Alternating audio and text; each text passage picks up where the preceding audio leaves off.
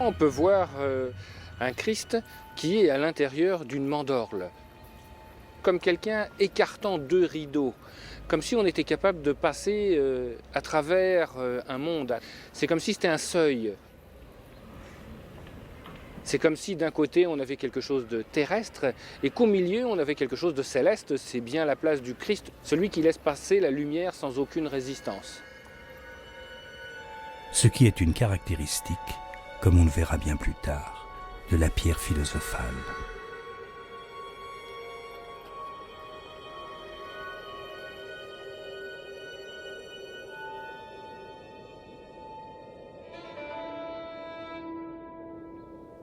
Ensuite, on va commencer à monter le long de cette façade.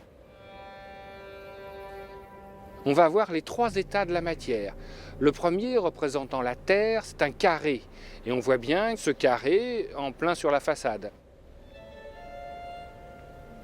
À l'intérieur de ce carré, on va voir un cercle. Ce cercle qui est la rosace, qui représente l'eau.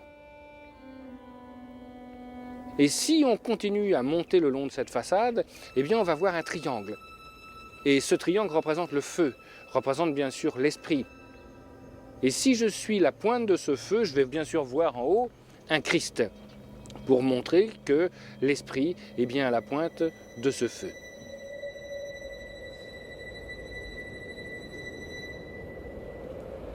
Quant aux flèches de la cathédrale, elles sont pour l'alchimiste les deux polarités du monde, féminine et masculine.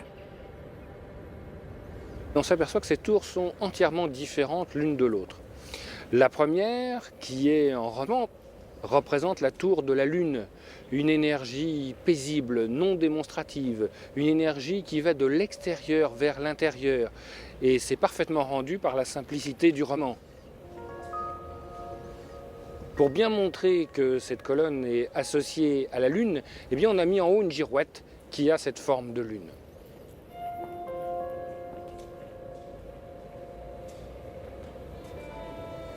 De l'autre côté, on a représenté le soleil. Et pour représenter le soleil, eh bien, on voit cette tour en gothique flamboyant, bien sûr. L'architecture est complètement différente et on sent cette énergie qui flamboie, qui va de l'intérieur vers l'extérieur. Et si on monte tout en haut de cette tour, on va s'apercevoir que la girouette qu'on a mise est un soleil.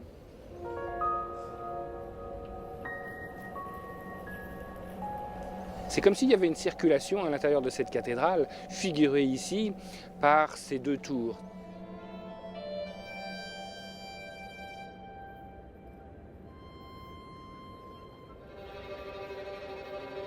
La lune et le soleil, les principes féminins et masculins.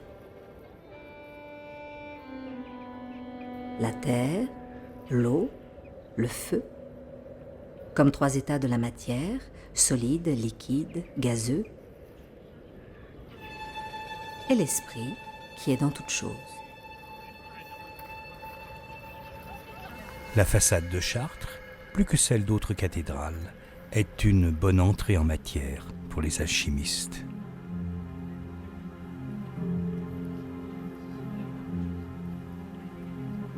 Ils pénétraient à l'intérieur de l'édifice, mais ils ne passaient pas par le porche central, réservé aux grandes processions chrétiennes. Par un souci de discrétion? Non. Une tradition qui permettait de mieux comprendre le monument. Il a plusieurs entrées, plusieurs lectures, plusieurs façons d'être vécu. Alors les alchimistes rentraient par le portail nord, en passant d'abord sous le zodiaque. Pourquoi le zodiaque? Parce que c'est la première manifestation du ciel. Et l'alchimiste a besoin du ciel pour réaliser son grand œuvre.